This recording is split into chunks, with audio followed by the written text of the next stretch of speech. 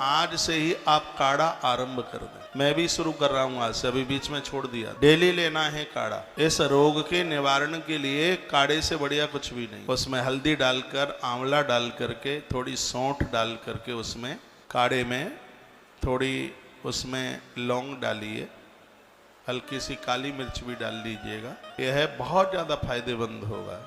हफ्ते में एक बार शहद और फिटकिरी पीस करके उसको जरूर चाटें।